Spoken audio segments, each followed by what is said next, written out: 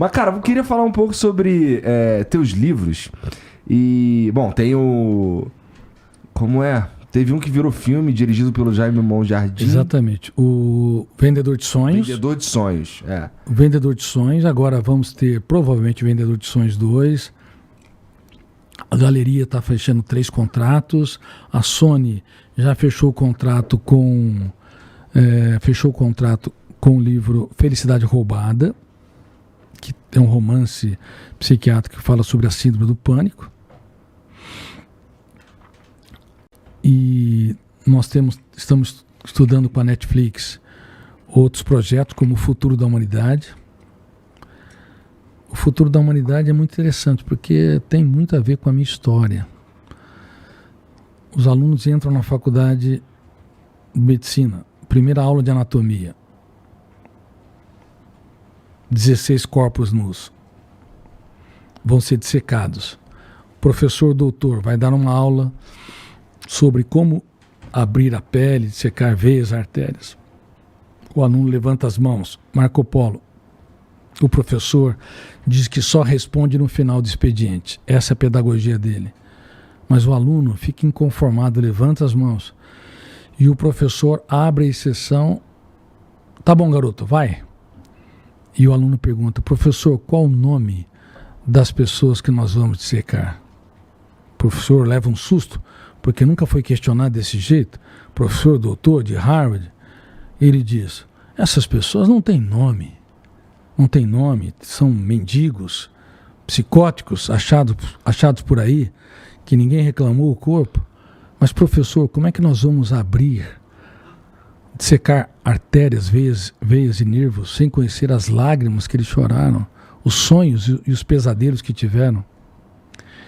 E o professor dá uma bronca no aluno. Diz, olha, se você quer ser um policial, você escolheu a profissão errada. E se não acredita em mim, vá na sala de anatomia e vê se encontra a história de um desses cadáveres. Quem sabe você possa nos animar. E o garoto vai, desesperado, procurando, e não encontra nada. E só encontra um termo que diz, o poeta da vida é um dos cadáveres e quem o reconheceu foi Falcão. E ele que assiste na Praça Central e vai atrás desse Falcão, pergunta para muitos mendigos, idas e vindas, até que depois de meses, quase existindo, ele encontra um mendigo cantando What a Wonderful World. Você sabe cantar ou não? Eu não sei cantar, mas eu sei qual é essa música. Mas eu não vou cantar porque eu também sou péssimo. Tá. Aí ele canta. And I say to myself, What a wonderful world. Bom. Ainda bem que a gente não vive disso. Já pensou?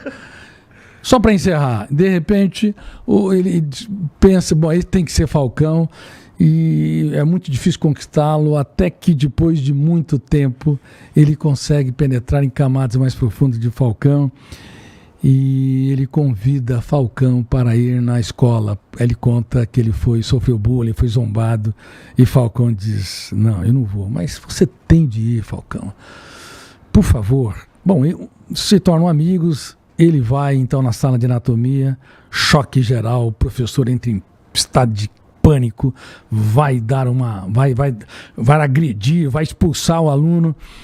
E de repente Falcão começa a passear pelos cadáveres e fala, Maria, você aqui, querida, quantas vezes você deu o pouco que tinha para aqueles que nada não tinham?